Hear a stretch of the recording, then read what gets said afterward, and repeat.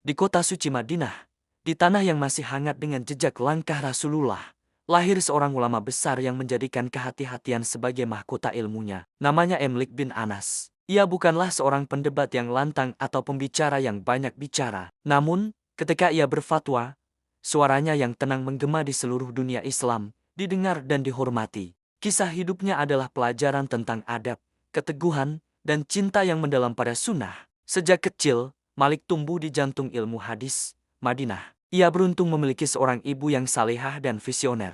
Ibunya bukan hanya sekadar mendukung, tapi secara aktif membentuk adabnya sebagai penuntut ilmu. Setiap kali Malik hendak berangkat ke majelis ilmu, ibunya akan memakaikannya pakaian terbaik dan sorban yang rapi. Seolah-olah ibunya ingin menanamkan pesan penting tanpa kata-kata, ilmu itu agung, maka datangilah ia dengan kemuliaan dan adab yang tinggi. Pesan ini meresap dalam jiwa Malik dan menjadi ciri khasnya seumur hidup. Malik belajar dari para ulama terbaik di masanya, para tabiin yang merupakan generasi murid langsung dari para sahabat Nabi. Dari mereka, ia menyerap ribuan hadis dan yang lebih penting, ia menyaksikan bagaimana hadis itu dipraktikkan dalam kehidupan sehari-hari penduduk Madinah. Inilah yang membuat Malik berbeda. Baginya, sunnah bukanlah sekadar teks untuk dihafal dan diriwayatkan, tapi sebuah realitas yang hidup. Amalan penduduk Madinah yang diwariskan dari generasi ke generasi sejak zaman Nabi, ia anggap sebagai cerminan sunnah yang paling otentik. Prinsip inilah yang kemudian menjadi fondasi utama mazhab Maliki, sebuah mazhab yang mengakar kuat pada praktik nyata masyarakat Madinah. Majelis ilmu Imam Malik adalah cerminan kepribadiannya, tenang, berwibawa, dan penuh hormat. Tidak ada suara yang meninggi, tidak ada tawa yang berlebihan, apalagi perdebatan yang sengit. Hadis Rasulullah dibacakan dengan penuh khidmat. Sebelum memulai majelis hadisnya, Malik akan mandi, memakai pakaiannya yang paling bersih dan terbaik, menggunakan wewangian, dan duduk dengan tegak di kursinya. Ketika ditanya mengapa ia melakukan semua itu, ia menjawab, "Aku ingin mengagungkan hadis Rasulullah."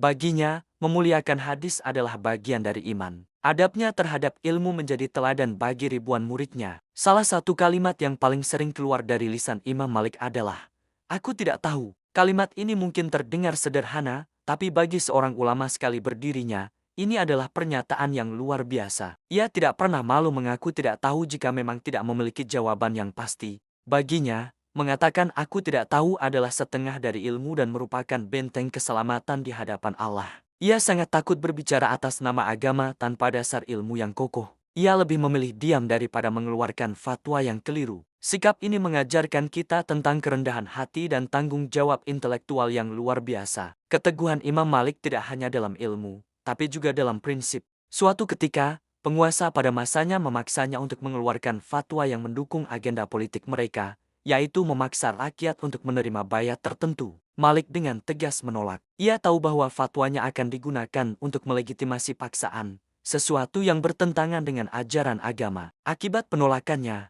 ia ditangkap, disiksa, dan dipukuli hingga tangannya terluka parah dan bahunya cedera. Namun, ujian ini tidak sedikit pun menggoyahkan pendiriannya. Setelah bebas, ia kembali mengajar seolah tidak terjadi apa-apa. Ia tidak menyimpan dendam kepada mereka yang menyiksanya, tapi ia juga tidak pernah menarik kembali ucapannya. Baginya, kebenaran jauh lebih berharga daripada keselamatan diri. Karya agungnya, Al-Mu'a, adalah bukti kecemerlangan pemikirannya. Kitab ini bukan sekadar kumpulan hadis biasa. Ia adalah sebuah mahakarya yang memadukan hadis Nabi, perkataan dan jejak para sahabat, serta fikih praktis yang langsung bisa diterapkan. Al-Mu'a menunjukkan bagaimana Malik memahami agama sebagai sebuah sistem yang hidup, dinamis, dan relevan, bukan sekadar teori di atas kertas. Selama berabad-abad, kitab ini menjadi salah satu rujukan utama bagi para ulama di seluruh dunia dan menjadi bukti nyata kedalaman ilmunya. Murid-muridnya datang dari seluruh penjuru dunia Islam, dari Andalusia di barat hingga Khurasan di timur.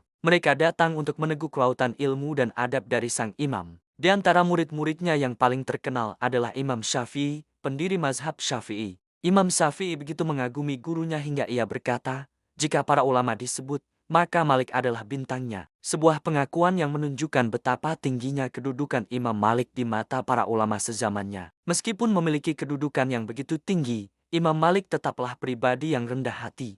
Ketika Khalifah Harun ar-Rasyid menawarkan untuk menjadikan Al-Mu'a dan mazhab Maliki sebagai hukum resmi negara yang wajib diikuti oleh seluruh umat Islam, Malik menolaknya dengan halus. Alasannya sangat bijaksana, para sahabat Nabi telah menyebar ke berbagai negeri, membawa serta ilmu dan pemahaman yang berbeda-beda. Perbedaan pendapat di kalangan ulama adalah sebuah rahmat, bukan bencana. Memaksakan satu mazhab kepada semua orang akan menghilangkan rahmat itu. Menjelang akhir hayatnya, Imam Malik semakin sedikit berbicara. Ia seolah telah melepaskan segala urusan dunia dan fokus mempersiapkan pertemuannya dengan Sang Pencipta. Ia wafat di kota yang sangat ia cintai, Madinah.